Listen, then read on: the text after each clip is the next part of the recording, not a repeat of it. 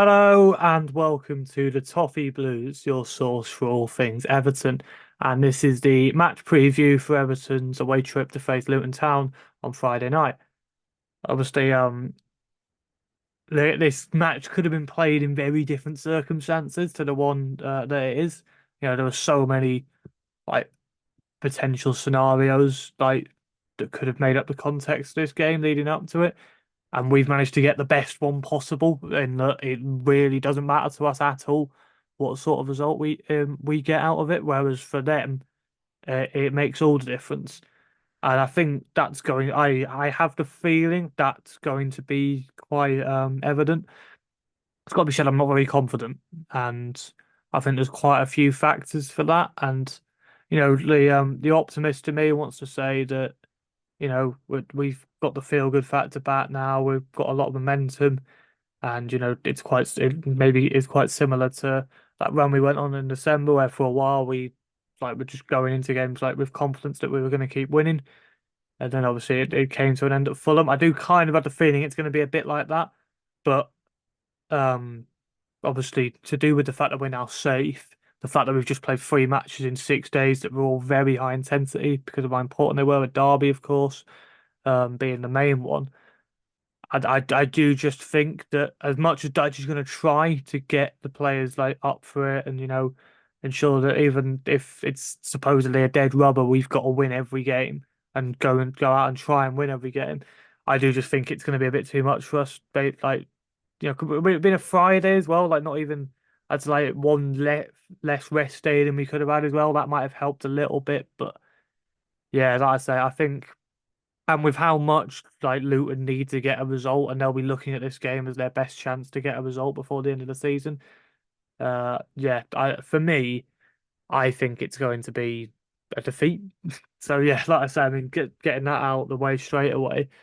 Uh, yeah, is my general feelings towards it really. But I think it's just going to be nice to not have to care too much. And obviously, you still want us to win every game, of course you do, but just how much every match you're going back to the end of 2021 now, how much every single match pretty much has meant during that time. You could say the last day of that season, the 21-22 season against Arsenal, I guess it didn't really matter then because we'd already confirmed safety then, but we didn't get a single one of these last season, and this is the first time this season that we've actually got a game where the result just doesn't really matter.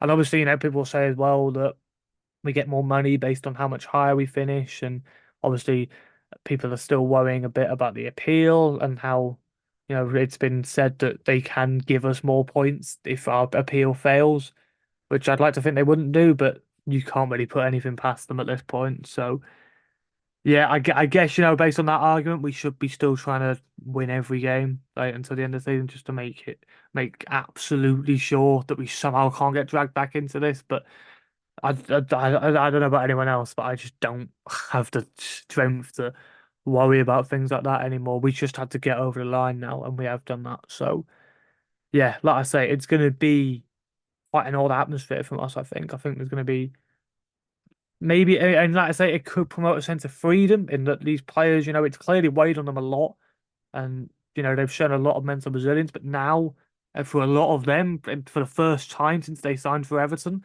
they can play a match where the outcome isn't imperative, and they might be able to play with that sense of freedom. Might actually help them to play a bit better, maybe. And that that fear of making mistakes, I think we've seen quite a lot in the last few months, especially during that horrible drought, like that windless run that we went on. I think that fear might go for a few matches now. I'd like to think we maybe say that a bit more against Sheffield United, find a home game in the season, maybe. But I'd say I just think because obviously Sheffield United have nothing to play for either when we play them. But Luton, this game is so important for them. And as I said at the start, it could have been very important for us, and it's just not. So it could go either way for me. But yeah, I guess the important things are that Calvert-Lewin's looking like he's going to be available again after missing the game on Saturday. Beto's back now since he's done the concussion protocol since the Forest game. He's completed that, so he's going to be ready to be available again. I think he might start.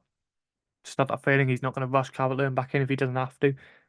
And it'd be nice to give Beto some more minutes again, seeing as Uh, like I say, he missed out on all the Derby stuff and all of that. So yeah, I'd imagine it'd be better starting, and then rest of the team wise, it's mostly just fully strength again, really. Apart from the right back situation, obviously Mikalenko's out now for the season, so it's gonna have to be Young and probably Godfrey on the fullbacks for the last two games. But we both had very solid games again against Brentford, and for me, a lot of people, myself included, wrong.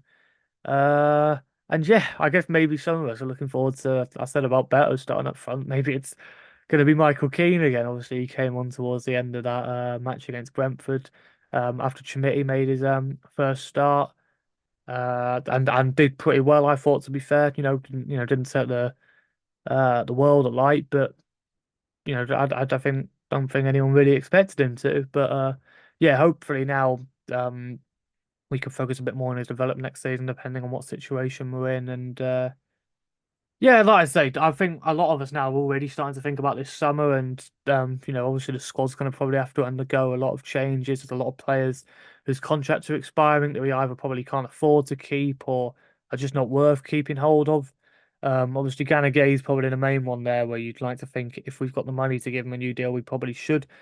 I think he's been very important for these the last three wins in the last three matches. Him coming back into the side, I think, has played a large part in that. So yeah, that's going to be one to keep an eye on definitely. But yeah, like I say, so looking ahead to this game, I do think we're going to lose, but hopefully it's at least a decent performance and we don't just fold over. And obviously it would be frustrating to lose to Luton three times in one season.